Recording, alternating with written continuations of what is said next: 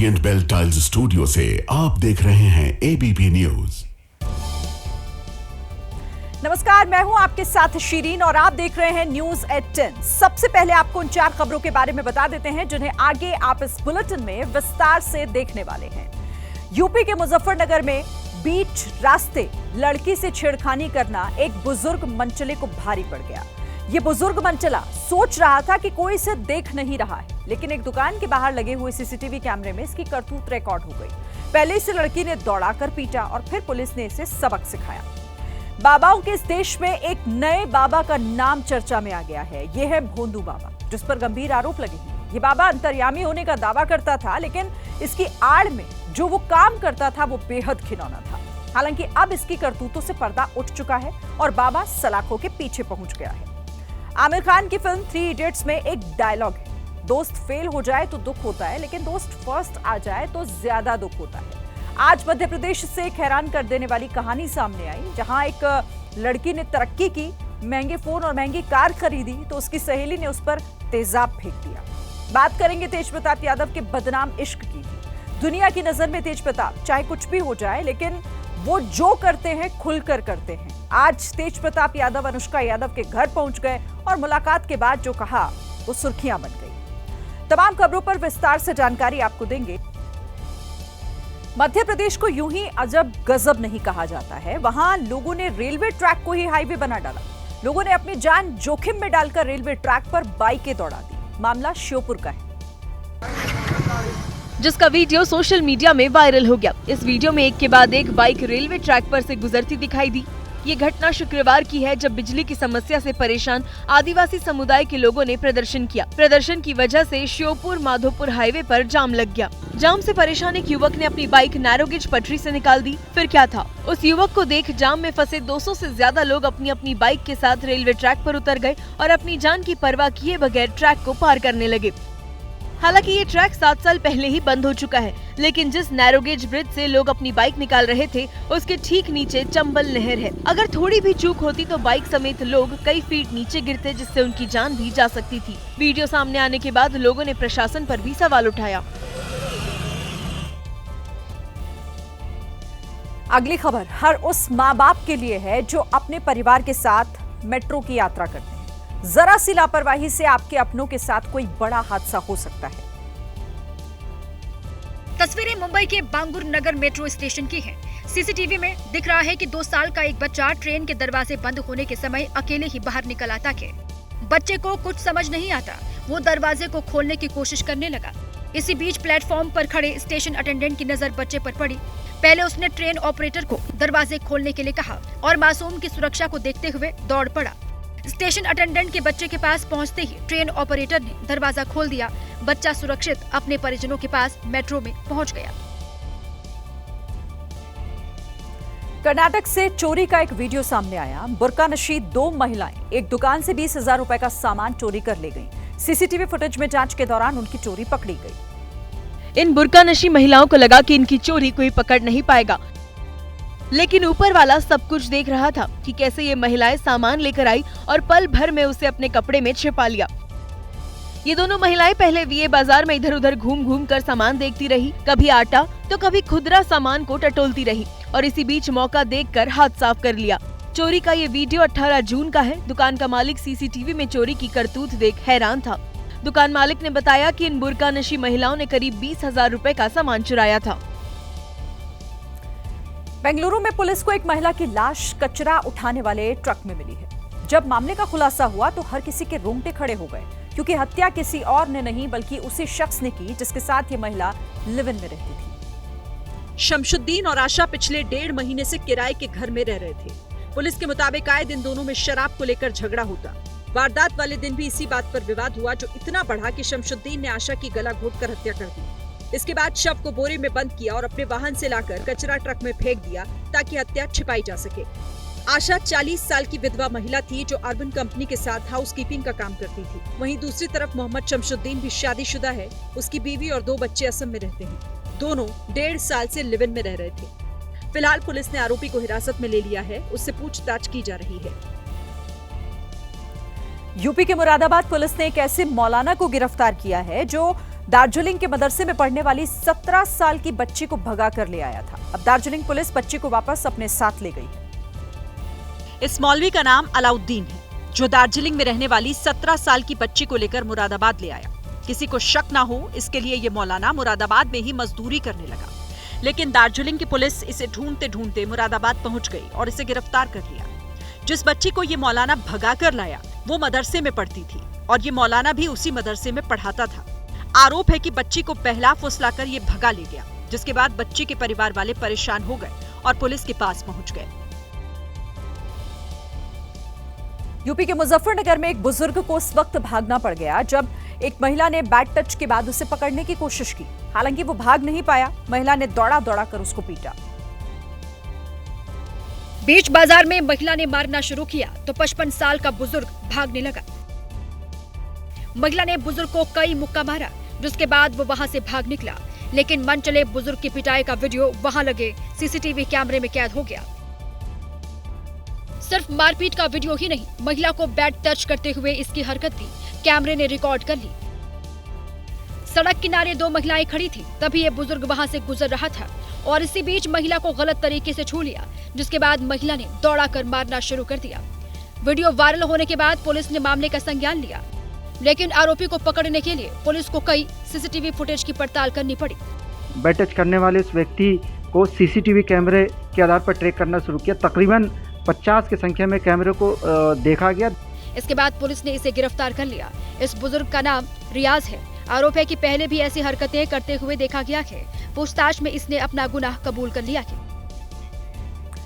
केरल के त्रिशूर में थाने में मौजूद पुलिसकर्मी उस वक्त भौचक्के रह गए जब एक शख्स ने दावा किया कि उसके हाथ में जो बैग है वो मासूमों की हड्डियों से भरा हुआ है। भवन नाम के शख्स ने यह भी दावा किया कि जो बैग बुलाया उसमें किसी और का नहीं बल्कि उसके ही 2 नवजात बच्चों की हड्डियां हैं। आरोपी ने कबूल किया कि उसने और उसके लिव इन पार्टनर अनीशा ने इन बच्चों को जन्म के तुरंत बाद दफना दिया था। अनीशा ने दावा किया कि पहला बच्चा मृत पैदा हुआ था, जिसे आंगन में ही दफना दिया, जबकि दूसरे बच्चे को घर के पीछे वाले गार्डन में दफनाया। पूछताछ के दौरान कपल ने बताया कि वो 2020 से फेसबुक पर मिलने के बाद लिव इन रिलेशनशिप में थे। भवन एक प्लम्बर के तौर पर काम करता है, जबकि अनीशा एक लैब टेक्नीशियन है। फिलहाल पुलिस ने दोनों को हिरासत में लिया और दोनों से पूछताछ की जा रही है। मध्य प्रदेश के जबलपुर में एक युवती ने अपनी ही बेस्ट फ्रेंड पर एसिड अटैक कर दिया। युवती बुरी तरह से झुलस गई, जिसका इलाज चल रहा है। 22 साल की इशिता और 21 साल की श्रद्धा दोनों पक्की सहेलियां थी। दोस्ती ऐसी कि पूरे कॉलेज में मिसालें दी जाती थी। लेकिन एक दिन दोनों की दोस्ती में उस वक्त कड़वाहट आ गई जब श्रद्धा की एक अच्छी कंपनी में जॉब लग गई। श्रद्धा के पास नौकरी थी, महंगा मोबाइल था, घूमने के लिए कार थी। लेकिन ठीक उलट इशिता के पास न नौकरी थी न उनके घर के हालात ठीक थे। वारदात वाले दिन इशिता श्रद्धा के घर पहुंची, उसे सरप्राइज गिफ्ट देने के बहाने बाहर बुलाया। जैसे ही श्रद्धा बाहर निकली वैसे ही इशिता ने अपने पास रखा एसिड श्रद्धा के चेहरे पर फेंक दिया। बुरी तरह झुलसी श्रद्धा अब अस्पताल में भर्ती है, जहां उसका इलाज चल रहा है। वहीं पुलिस ने आरोपी इशिता को गिरफ्तार कर लिया है। मध्य प्रदेश के जबलपुर में 13 साल की बच्ची की किडनैपिंग की खबर आई थी, लेकिन इस मामले में पुलिस ने जो खुलासा किया वो हैरान करने वाला है, क्योंकि 13 साल की बच्ची ने खुद ही अपहरण की झूठी कहानी गढ़ी। बच्ची के माता पिता के पास एक चिट्ठी पहुंची जिसमें लिखा था, तुम लोगों की बच्ची मेरे पास है, अगर अपनी बच्ची को बचाना है तो अगले महीने की 10 तारीख को 15 लाख रुपए लेकर बड़ी खेरमाई मंदिर आ जाना। अगर तुम में से किसी ने भी पुलिस को खबर करने की कोशिश की तो बच्ची के चीथड़े तोहफे में मिलेंगे। खबरदार, अगर किसी ने भी पुलिस को खबर दी, 14 दिन का वक्त देता हूँ, जल्द से जल्द पैसों का इंतजाम करो वरना अच्छा नहीं होगा। लेकिन जब जांच हुई तो पता चला कि मामला फर्जी है और 13 साल की बच्ची ने खुद ही ये साजिश रची थी। जांच में ये बात सामने आई कि बच्ची माता पिता के डांटने से गुस्से में थी। बच्चों को इस बात का भी गुस्सा था कि लिपस्टिक लगाने के लिए माँ बाप डांटते थे और मोबाइल चलाने से भी मना करते थे। पुलिस जब सीसीटीवी की मदद से बच्ची के पास पहुंची तो बच्ची अपने लिए किराए का कमरा ढूंढ रही थी। बच्ची ने बताया कि वो माँ बाप से अलग होकर अकेले रहना चाहती थी, इसलिए उसने साजिश रची। यूपी के प्रयागराज पुलिस ने एक बड़ा खुलासा किया है। प्रयागराज से केरल तक फैले धर्मांतरण के खेल का भंडाफोड़ किया। प्रयागराज पुलिस ने दावा किया कि धर्मांतरण गैंग के निशाने पर गरीब दलित लड़कियां हैं। बताया गया कि आतंकी बनने के लिए नाबालिग लड़कियों की धर्मांतरण कराने की कोशिश की गई।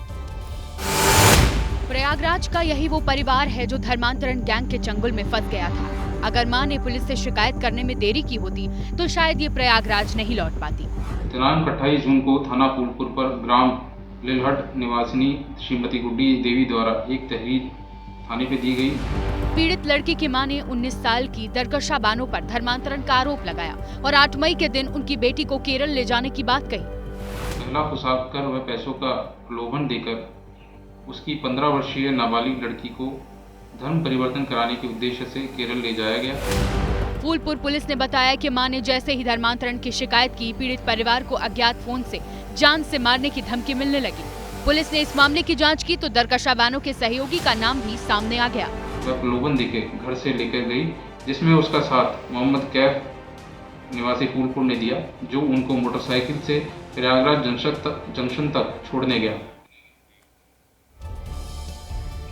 पुलिस ने प्रयागराज से केरल तक क्या क्या हुआ इसके बारे में विस्तार से बताया। डीसीपी गंगानगर ने दावा किया कि लड़की को प्रयागराज जंक्शन ले जाते वक्त आरोपी मोहम्मद कैफ ने छेड़खानी की। प्रयागराज जंक्शन से दरकशा बानो लड़की को दिल्ली लेकर गई और दिल्ली से त्रिशूर में उस जगह पहुंचा दिया जहां पर धर्मांतरण होना था। धर्मांतरण से पहले केरल के त्रिशूर में लड़की को कुछ संदिग्ध लोगों से मिलवाया गया। इन्होंने उसको पहले पैसों का प्रलोभन दिया, बाद में जबरन धर्म परिवर्तन करवाया और वहां रुककर जिहाद के लिए सिखलाई का दबाव बनाया। लड़की के बयान के हवाले से पुलिस ने बताया कि त्रिशूर का माहौल देखकर लड़की घबरा गई और धर्मांतरण गैंग के चंगुल से भागकर त्रिशूर रेलवे स्टेशन पहुंची। वहां पर स्थानीय पुलिस द्वारा उसको देखा गया और उसके परिजनों को सूचित किया गया। केरल पुलिस ने फूलपुर पुलिस को सूचना दी है और फिर लड़की को प्रयागराज लाया गया, जहां पर लड़की ने अपनी आपबीती सुनाई। मुझे बताई इस्लाम अच्छा धर्म होता है और सब खराब। उसके बाद यहाँ फूलपुर कैफ नाम के लड़का मिला। पीड़ित लड़की ने प्रयागराज से केरल तक की पूरी कहानी बताई और धर्मांतरण को लेकर बड़ा खुलासा किया और उसी आधार पर प्रयागराज पुलिस ने इस मामले को आतंकी गतिविधियों से जुड़े होने का खुलासा किया। 19 साल की दरकशा बानो पीड़ित लड़की को केरल में मोहम्मद ताज के पास लेकर गई थी। एफआईआर में दरकशा बानो मोहम्मद कैफ के साथ उसका नाम भी है। एक घर में रह गए, मुस्लिम लड़के थे ढेर सारे और बड़ी बड़ी दाढ़ियाँ थी और मुझ जैसी दलित लड़कियों को धर्म परिवर्तन कराते थे और जिहाद की ट्रेनिंग देते थे। और जब ये सब मैं सुनी घबरा के भाग आई। इस मामले में पुलिस ने 2 आरोपियों पीड़ित की सहेली दरकशा बानो और उसके सहयोगी मोहम्मद कैफ को गिरफ्तार कर लिया है। दोनों की गिरफ्तारी के बाद पुलिस ने आतंकी कनेक्शन का खुलासा किया। दृष्टया ये विदित होता है कि आरोपी दरकशा बानो एक संगठित गिरोह के साथ शामिल है, जो गरीब एवं दलित लड़कियों को बहला फुसलाकर उनका ब्रेन वॉश करके धर्म परिवर्तन कराकर आतंकवादी देश विरोधी गतिविधियों में लिप्त कराने का कार्य करती है। लड़की की सूझबूझ और पुलिस की सक्रियता ने पीड़ित को बचा लिया। महाराष्ट्र के पुणे में पुलिस ने एक ऐसे बाबा को गिरफ्तार किया है जो खुद को अंतर्यामी होने का दावा करता था। दैवीय शक्तियों से इससे बिगड़े काम बनाने की बात कर लोगों को ठगता था, लेकिन आरोप के मुताबिक असल में ये अपने भक्तों के साथ कुकर्म किया करता था। इसका भंडाफोड़ तब हुआ जब पीड़ित ने पुलिस में शिकायत की और जांच के बाद पुलिस ने बाबा को पकड़ लिया। प्रसाद दादा भीमराव तामदार उर्फ भोंदू बाबा हमेशा महिला भक्तों के साथ घिरा रहता था। महिला भक्तों के साथ उठना बैठना, डांस करना बाबा का शौक था। यही नहीं, युवकों में भी इसका क्रेज था। चमत्कार से प्रभावित होकर बड़ी संख्या में नौजवान भोंदू बाबा के भक्त बन गए थे। आरोप है कि युवाओं पर अपना प्रभाव डालने के लिए ये तरह तरह का स्वांग रचाता था, लेकिन इस स्वांग के पीछे उसका मकसद शोषण और ठगी करना होता था। आरोप है कि इसी तरह का माहौल बनाकर ये कई युवाओं के साथ कुकर्म कर चुका है। कुकर्म करने से पहले उन्हें नशीला पदार्थ मिलाकर पानी पिलाता और जब गहरी नींद में सो जाते थे तो उनके साथ गलत काम करता। कुकर्म का वीडियो बनाने का भी आरोप है और इसी मामले में पुलिस ने इसे गिरफ्तार भी किया है। आरोप के मुताबिक भोंदू बाबा साजिश के तहत युवकों के मोबाइल में air dryer kits app download करा देता था और उस ऐप के जरिए भक्तों की सारी जानकारी ले लेता था। भक्त कहां जाते थे, किसके साथ रहते थे और क्या करते थे, ये सारी जानकारी बाबा को मिल जाती थी और इसी जानकारी के आधार पर उनके बारे में जब बताता तो युवक काफी प्रभावित हो जाते। इसी वजह से भक्तों को लगता था कि बाबा बहुत ज्ञानी है और भोंदू बाबा पर आंख मूंद कर भरोसा करने लगते थे। इसी का फायदा बाबा उठा लेता और उन्हें अपने इशारों पर नचाता। आरोप है कि जिस भक्त के साथ अप्राकृतिक संबंध बनाना चाहता था उसे देर रात तक जगाता, जप के नाम पर 48 घंटे तक सोने नहीं देता। जब रात में नींद आने लगती तो उसे गोली देता और फिर उसे बेहोश कर देता। भक्तों के बेहोश होते ही उनके साथ कुकर्म कर वीडियो बना लेता था। बाद में समलैंगिक संबंध के वीडियो के आधार पर उन्हें ब्लैकमेल करता। इसका भंडाफोड़ तब हुआ जब बाबा की खुफिया ऐप की रिकॉर्डिंग की वजह से एक युवक के मोबाइल की मेमोरी फुल हो गई। उसे शक हुआ तो मोबाइल के स्टोरेज की जांच की गई, जिसमें बाबा की करतूत रिकॉर्ड थी। युवक ने तुरंत पुलिस को बताया और भोंदू बाबा गिरफ्तार हो गया। पार्टी और परिवार से निकाले जाने के बाद तेज प्रताप यादव अपनी निजी जिंदगी को लेकर लगातार सुर्खियों में हैं। आज तेज प्रताप यादव पटना में अनुष्का यादव के घर पहुंच गए और डंके की चोट पर कहा पारिवारिक संबंध है, इसीलिए मिलने पहुंचे हैं। आमतौर पर सफेद कुर्ता या सफेद टी शर्ट पहनने वाले तेज प्रताप यादव इस बार लाल रंग की टी शर्ट में नजर आए।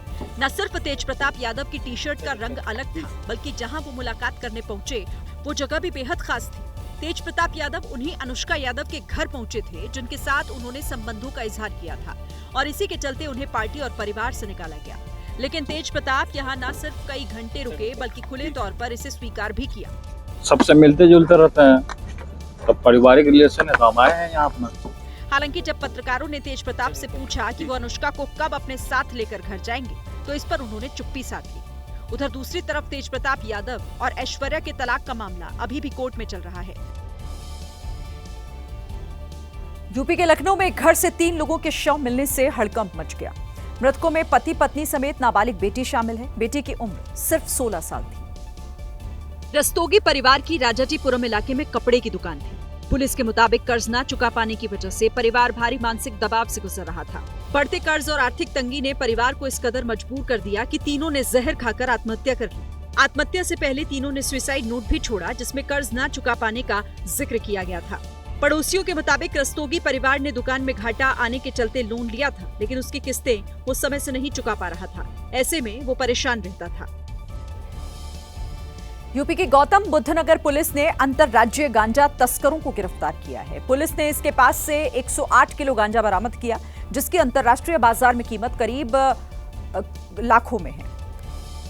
गांजा तस्करों की चोरी देखकर पुलिसकर्मी भी हैरान रह गए। तस्करों के पास से पुलिस ने कई इन्वर्टर बॉक्स बरामद किए। पहली नजर में तो ये सामान्य इन्वर्टर दिख रहे थे, लेकिन जब पुलिस ने इसे खोला तो इसके अंदर गांजे की बड़ी खेप रखी हुई थी। पुलिस ने अलग अलग डिब्बों से कुल 108 किलो गांजा बरामद किया। ये लोग दिल्ली एनसीआर में घूम घूम कर गांजा बेचते थे। फिलहाल पुलिस ने इस पूरे नेटवर्क को क्रैक करने की कोशिश शुरू कर दी है, ताकि गिरोह के अन्य सदस्यों का पता लगाया जा सके। यूपी में इन दिनों जाति को लेकर घमासान छिड़ा हुआ है, लेकिन हैरानी की बात यह है कि जिन लोगों पर माहौल ठीक रखने की जिम्मेदारी है वो खुद इस विवाद में घुस गए हैं। हालांकि एक सिपाही को ऐसा करना भारी पड़ गया और उसे लाइन हाजिर कर दिया गया। बदन पर खाकी वर्दी, माथे पर तिलक और रील बनाने का ऐसा जुनून कि अपनी ड्यूटी ही भूल गए। इस पुलिसकर्मी का नाम अंकुर तिवारी है। अंकुर तिवारी ने जो रील बनाई उस पर लिखा, हम ब्राह्मण हैं, पूरा सिस्टम हिला देते हैं। हालांकि विभाग ने ज्यादा देर नहीं की और कार्रवाई करते हुए सिपाही अंकुर तिवारी का ही सिस्टम हिला दिया। अंकुर तिवारी की ये रील सोशल मीडिया पर वायरल हो रही थी, जिसके बाद एसपी ने वीडियो का संज्ञान लिया और सिपाही को लाइन हाजिर कर दिया। हर राज्य में कुछ साल के बाद कोई ना कोई चुनाव जरूर आता है। कभी लोकसभा चुनाव, कभी विधानसभा चुनाव, तो कभी पंचायत चुनाव। हर बार नेता बड़े बड़े वादे करते हैं, लेकिन मध्य प्रदेश के दमोह में कुछ बच्चों ने नेताओं के वादों की पोल खोल कर रख दी। हर साल बारिश होती है। हर साल घर से स्कूल तक जाने वाला रास्ता इसी तरह कीचड़ में सन जाता है। ये वीडियो दमोह के निर्मुर मुंडा गांव का है, जहां बच्चों के लिए स्कूल तक जाना कितना मुश्किल है ये आसानी से समझा जा सकता है। इन दिनों हर हाथ में मोबाइल है, तो बच्चों ने खुद ही इस रास्ते का वीडियो बना लिया और सोशल मीडिया पर वायरल कर दिया। इस रास्ते से हर रोज 200 से ज्यादा बच्चे स्कूल जाते हैं। कुछ साइकिल से जाते हैं तो कुछ पैदल। 500 मीटर की सड़क के लिए गांव के लोग नेताओं से लेकर अधिकारियों तक के पास गए, लेकिन हालात आज तक नहीं बदले। चुनाव के दौरान नेता जनता से खूब वादे करते हैं, लेकिन अब जनता भी होशियार हो गई है। अगर कोई वादा पूरा नहीं होता तो नेताजी को घेर लिया जाता है। मध्य प्रदेश के एक मंत्री अपने ही वादे पर फंस गए हैं। मध्य प्रदेश के राजस्व मंत्री करण सिंह वर्मा ने वादा किया था कि चुनाव जीतने पर वो क्षेत्र की सड़क का निर्माण कराएंगे। लेकिन करीब 2 साल बीतने के बाद भी जब सड़क नहीं बनी तो गांव वालों का गुस्सा 7वें आसमान पर पहुंच गया। मंत्री करण सिंह वर्मा सीहोर के इछावर सीट से विधायक हैं। गलती से वो खैरी गांव में आयोजित एक कार्यक्रम में शामिल होने के लिए पहुंच गए। ये वही गांव है जहां की सड़क बनाने का नेताजी ने वादा किया था। फिर क्या था, महिलाओं ने मंत्री जी को घेर लिया और हंगामा करने लगे। लोग गुस्से में थे। मंत्री जी चाहते तो उन्हें एक बार फिर आश्वासन दे सकते थे, लेकिन मंत्री जी गाड़ी से उतरे तक नहीं और चले गए। अब उनका ये वीडियो वायरल हो रहा है। यूपी के कानपुर में एमएलसी अरुण पाठक और आईपीएस अधिकारी अंजलि विश्वकर्मा के बीच तीखी बहस हो गई, जिसका वीडियो सोशल मीडिया पर वायरल हो गया और राजनीतिक गलियारों में चर्चा का विषय बन गया। ये बहस उस समय हुई जब ग्रीन पार्क में सांसद 11 और सेना 11 के बीच सिंदूर कप क्रिकेट मैच का आयोजन किया गया। बताया गया कि आईपीएस अंजलि विश्वकर्मा ने एमएलसी अरुण पाठक के सुरक्षा कर्मियों को स्टेडियम में जाने से रोक दिया। दावा है कि इस दौरान आईपीएस अफसर ने डील शब्द का इस्तेमाल किया, जिस पर एमएलसी भड़क गए। डील क्या किया है?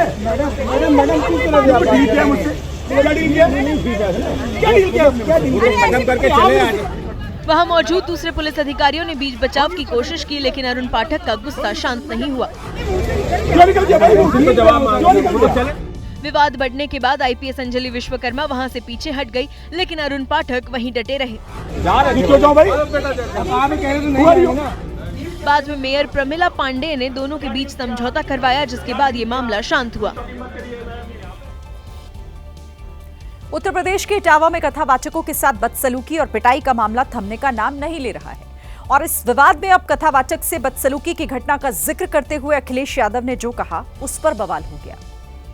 प्रेस कॉन्फ्रेंस में अखिलेश यादव ने सीधे बागेश्वर धाम के पीठाधीश्वर धीरेन्द्र शास्त्री पर निशाना साधा। कई कथावाचक हैं जो 50 लाख रुपए लेते हैं। कोई किसी की हैसियत है कि धीरेन्द्र शास्त्री को बुला ले अपने घर कथा के लिए? कोई अंडर टेबल लेगा वो बाबा पैसे? आप पता करवा लीजिए, अंडर टेबल नहीं लेते हैं वो धीरेन्द्र शास्त्री। क्या कथा बाजने की पता कितनी कीमत होगी उनकी। अखिलेश यादव के वार पर बीजेपी ने भी पलटवार में देर नहीं की। बीजेपी सांसद सुधांशु त्रिवेदी ने अखिलेश के बयान पर सवाल उठाए। जो अपने दौरे हुकूमत में मौलवियों को लाखों एकड़ जमीन, हजारों करोड़ की लुटा के उस पे कानूनी हक दे देना चाहते हैं और उस पे कानूनी ठप्पा लगा देना चाहते हैं, वह दान दक्षिणा के ऊपर भी सवाल उठाना चाहते हैं। वार पलटवार के इस नए दौर के बाद ये विवाद और बढ़ता दिख रहा है। अब बात जल प्रलय की, जिसने तबाही मचा रखी है और इसके चलते बिहार के गया में एक बड़ा हादसा टल गया, जहां लंगूराही वाटरफॉल पर कुछ सैलानी छुट्टी मनाने गए थे। इसी दौरान पानी का तेज सैलाब आ गया। कई सैलानी जान बचाकर भागे तो कई फंस भी गए। पानी की तेज धार में तो एक साथ कई लड़कियां बहने लग गईं। क्योंकि जैसे ही वाटरफॉल में अचानक पानी आया, पिकनिक स्पॉट पर अफरा तफरी मच गई। सैलानी जान बचाने के लिए इधर उधर भागने लगे। कुछ लोग जब तक कुछ समझ पाते तब तक पानी की तेज धार आ गई। पानी की धार में कई लोग फंस गए। 6 लड़कियां पानी की तेज धार में बहने लगी, लेकिन गनीमत रही कि घटनास्थल पर मौजूद सैलानियों ने एक साथ 4 लड़कियों को बचा लिया। इसके अलावा एक लड़की ने खुद अपने आप को एक बड़े पत्थर के सहारे बचाया, जबकि एक और दूसरी लड़की बड़ी सी चट्टान पकड़े खड़ी रही।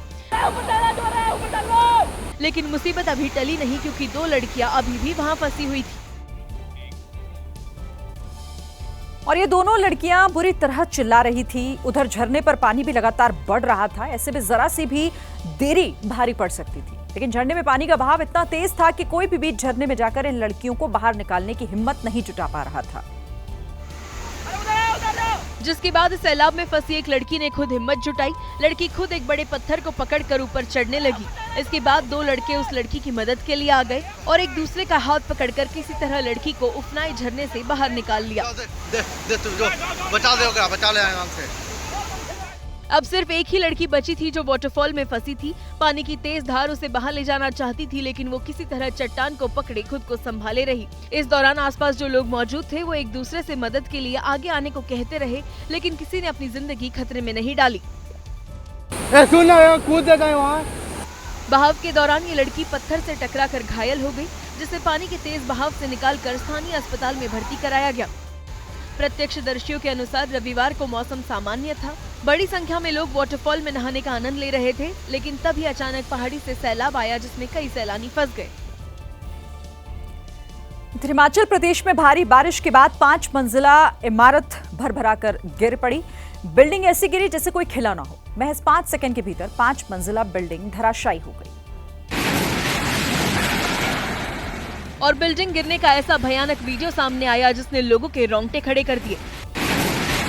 वीडियो में दिखा कि तेज आवाज हुई और फिर पूरी की पूरी बिल्डिंग ताश के पत्तों की तरह बिखर गई। इसके बाद तो वहाँ अफरा तफरी मच गई। मौके पे जो है प्रधान जी है, स्थायी निवासी है, मौके पे पहुँच गए हुए है। प्रधान जी है, बिल्डिंग का कोई नामो निशान नहीं है और जो भी है वो आपके सामने है। हादसे के बाद वहाँ चारों तरफ बिल्डिंग का मलबा फैल गया। जिन लोगों ने इस बिल्डिंग को अपनी आंखों के सामने गिरता देखा, उनकी आंखें फटी की फटी रह गई। ये जितना भी है, ये देखिए आप बिल्डिंग का नज़ारा जो बिल्कुल ध्वस्त हो चुकी है।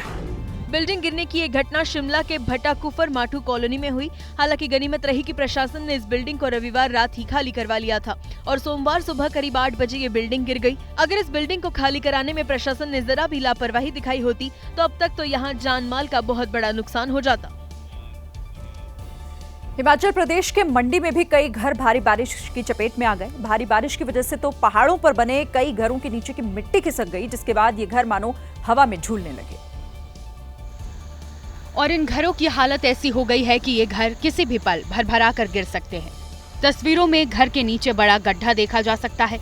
मिट्टी पूरी की पूरी खिसक चुकी है।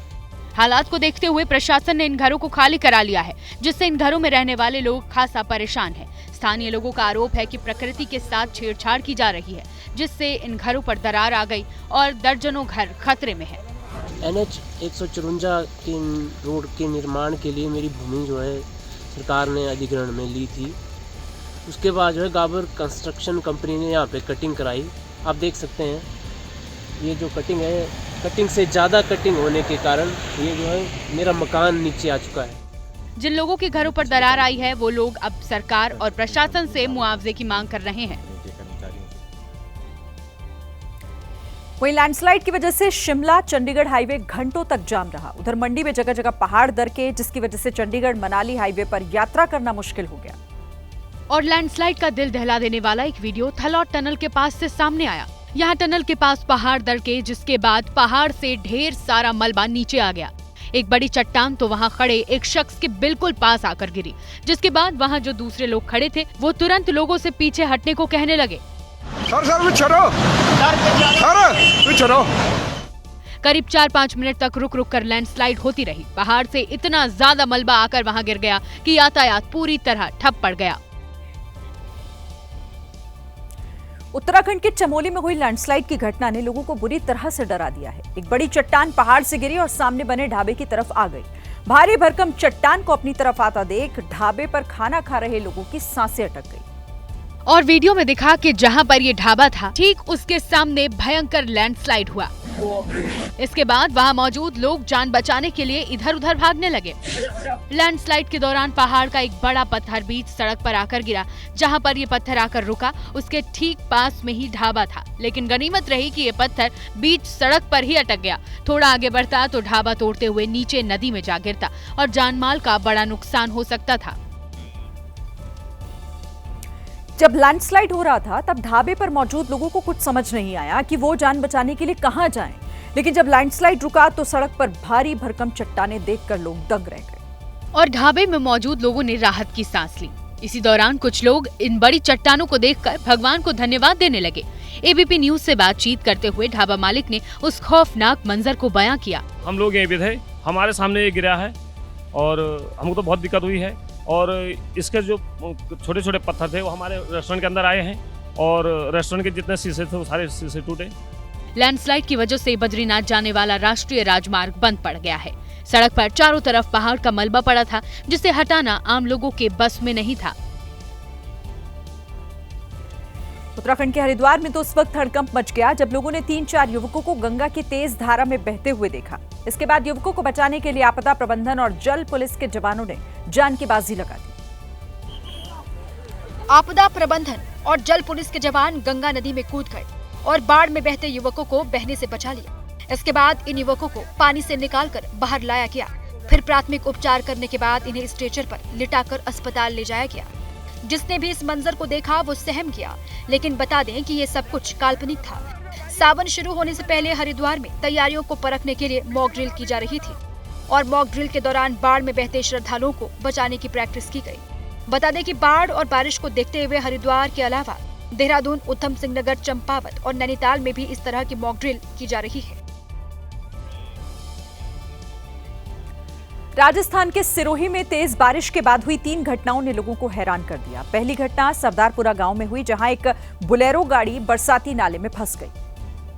और हुआ कुछ यूं कि जब बुलेरो सवार गाड़ी को नाले की पुलिया पार करके ले जा रहा था, तभी उसने नियंत्रण खो दिया, जिसके बाद बुलेरो करीब 30-40 मीटर बहते हुए आगे चली गई और वहां जाकर फंस गई। कुछ ही देर में बुलेरो के अंदर पानी समाने लगा, जिसके बाद ड्राइवर गाड़ी की छत पर चढ़ गया और शोर मचाकर लोगों से मदद मांगी। शोर सुनकर कुछ लोग वहां पहुंच गए और रस्सी के सहारे ड्राइवर को सुरक्षित बाहर निकाल लिया।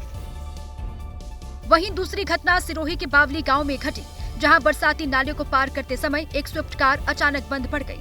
कार के अंदर पानी भरता उससे पहले ही कार ड्राइवर गाड़ी छोड़कर पानी में कूद गया, जिसके बाद ग्रामीणों ने रस्सी के सहारे उसे भी बाहर निकाल लिया। वहीं सिरोही के ही भारजा गांव में आकाशीय बिजली भी गिरी, जिससे एक पक्का घर बुरी तरीके से क्षतिग्रस्त हो गया।